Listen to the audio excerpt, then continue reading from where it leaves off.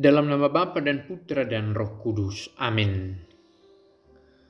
Bapak, Ibu, Saudara-saudari sekalian, bacaan kita pada minggu ketiga masa Prapaskah ini diambil dari Yohanes 4 ayat 5 sampai 15, 19b sampai 26, 39a, 40 sampai 42. Ini versi singkat dari bacaan yang lebih panjang dari Yohanes 4 ayat 5 sampai 42. Inilah Injil suci menurut Yohanes. Sekali peristiwa sampailah Yesus ke sebuah kota di Samaria yang bernama Sikhar, dekat tanah yang dahulu diberikan Yakub kepada anaknya Yusuf. Di situ terdapat sumur Yakub. Yesus sangat letih oleh perjalanan, karena itu ia duduk di pinggir sumur itu. Hari kira-kira pukul 12. Maka datanglah seorang perempuan Samaria hendak menimba air. Kata Yesus kepadanya, "Berilah aku minum." Sebab murid-murid Yesus telah pergi membeli makanan. Maka kata perempuan Samaria itu kepadanya, "Masakan engkau seorang Yahudi minta minum kepadaku seorang Samaria?" Maklum, orang Yahudi tidak bergaul dengan orang Samaria. Jawab Yesus kepadanya, "Jikalau engkau tahu tentang karunia Allah, dan siapa dia yang berkata kepadamu, 'Berilah aku minum,' niscaya engkau telah meminta kepadanya, dan ia telah memberikan kepadamu air hidup." Kata perempuan itu kepadanya, "Tuhan, engkau tidak punya timba, dan sumur ini amat dalam. Dari manakah engkau memperoleh air hidup itu?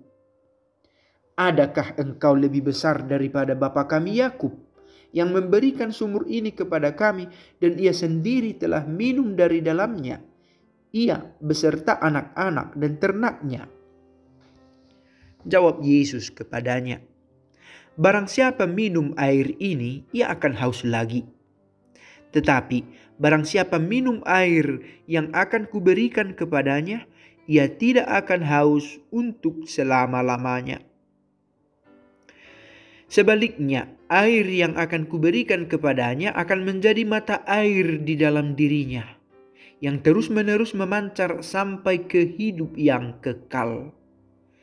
Kata perempuan itu kepadanya, "Tuhan, berikanlah aku air itu supaya aku tidak haus, dan tidak usah datang lagi ke sini untuk menimba." Setelah Yesus menyinggung masalah pribadi perempuan itu berkata kepada Yesus, "Tuhan, nyata sekarang padaku bahwa engkau seorang nabi. Nenek moyang kami menyembah di atas gunung ini, tetapi kamu katakan bahwa Yerusalemlah tempat orang menyembah." Kata Yesus kepadanya, "Percayalah kepadaku, hai perempuan. Saatnya akan tiba bahwa kamu akan menyembah Bapa, bukan di gunung ini dan bukan juga di Yerusalem. Kamu menyembah apa yang tidak kamu kenal, tetapi kami menyembah yang kami kenal, sebab keselamatan datang dari bangsa Yahudi. Tetapi saatnya akan datang dan sudah tiba sekarang bahwa para penyembah yang benar akan menyembah Bapa dalam roh dan kebenaran. Sebab Bapa menghendaki penyembah-penyembah yang demikian. Oleh Allah itu roh, dan barang siapa menyembah Dia harus menyembahnya dalam roh dan kebenaran." Jawab perempuan itu, "Aku tahu bahwa Mesias yang disebut juga Kristus akan datang. Apabila datang, ia akan memberitakan segala sesuatu kepada kami." Kata Yesus kepadanya, "Akulah Dia yang sedang bercakap-cakap dengan engkau." Banyak orang Samaria dari kota itu telah menjadi percaya kepada Yesus karena perkataan perempuan itu.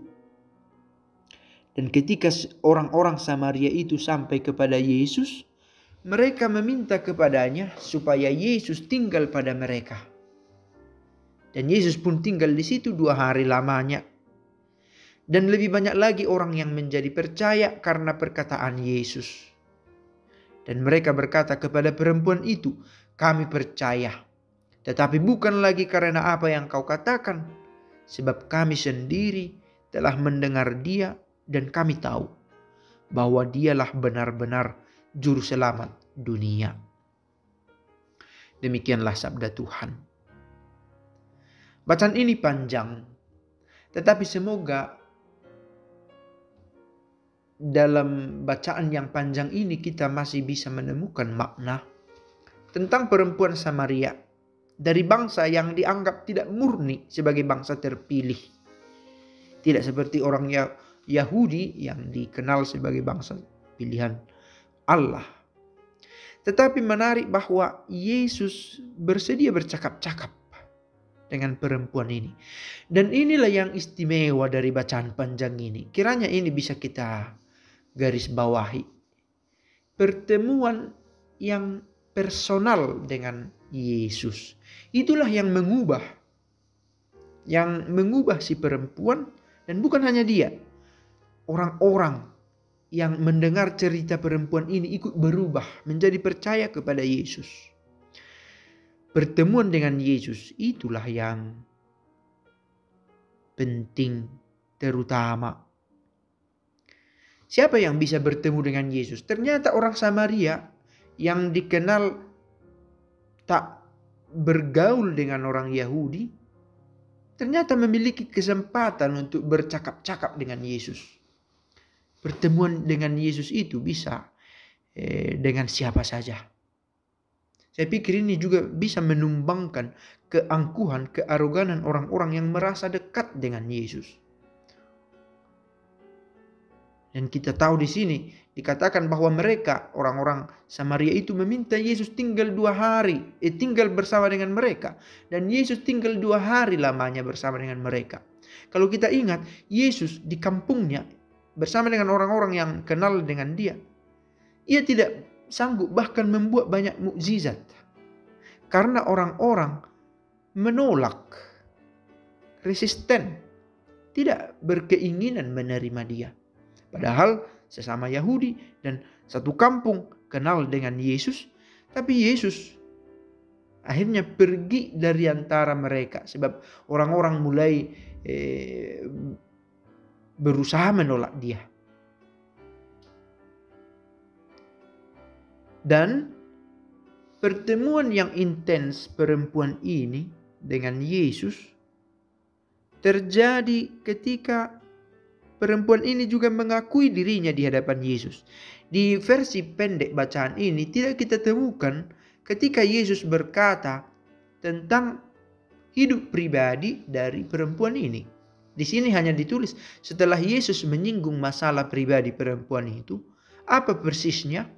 Perempuan ini hidup bersama dengan lebih dari seorang pria. Bahkan disebut sampai 5. Dan yang tinggal bersama dengan dia saat ini tidak sah sebagai suaminya. Dan Yesus tahu. Yesus tahu. Itulah yang membuka mata batin dari perempuan ini. Bahwa pria yang bercakap-cakap dengan dia adalah Kristus sendiri. Sebagaimana Yesus sendiri juga telah menyatakan dirinya sebagai Kristus yang sedang bercakap-cakap dengan dia itu. Lihatlah pertemuan ini membawa perubahan. Siapa yang bisa bertemu? Semua orang. Dan terutama orang-orang yang mau membuka hatinya kepada Yesus. Orang-orang yang membandel dalam hatinya, tidak membuka diri, mereka inilah yang tidak merasakan kehadiran Yesus secara nyata dan tidak mau tinggal dalam 2 harinya Yesus dalam orang ini. Dalam arti tidak ada ruang bagi Yesus untuk tinggal bersama dengan orang-orang yang menolak dia, yang menutup hatinya. Dan pertemuan Yesus dengan orang perempuan ini menggerakkan perempuan ini untuk berkabar, mewarta. Jadi mewarta itu bukan menjadi titik awal. Itu adalah akibat dari pertemuan yang intens dengan Yesus. sehingga dia punya sesuatu untuk dibagikan. Semoga refleksi kita tentang bacaan ini, terutama di masa Prapaskah, mendorong kita untuk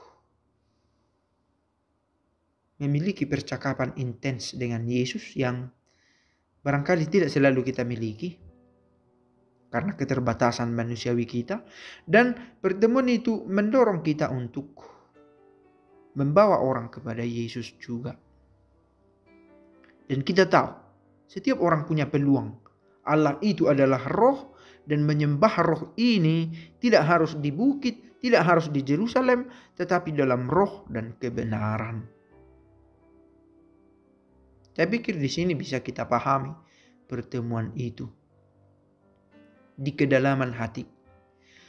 Dalam segala kelemahan kita yang tidak selalu sanggup untuk mendekat dengan Yesus, bercakap-cakap dengan Dia, intim bersama dengan Dia, kita minta bimbingan dari Roh Kudus. Supaya kita dalam keterbukaan hati kita menyadari kehadiran Yesus dalam hidup kita. Bapa kami yang ada di surga, dimuliakanlah namamu. Datanglah kerajaan-Mu, jadilah kehendak-Mu di atas bumi seperti di dalam surga. Berilah kami rejeki pada hari ini, dan ampunilah kesalahan kami, seperti kami pun mengampuni yang bersalah kepada kami.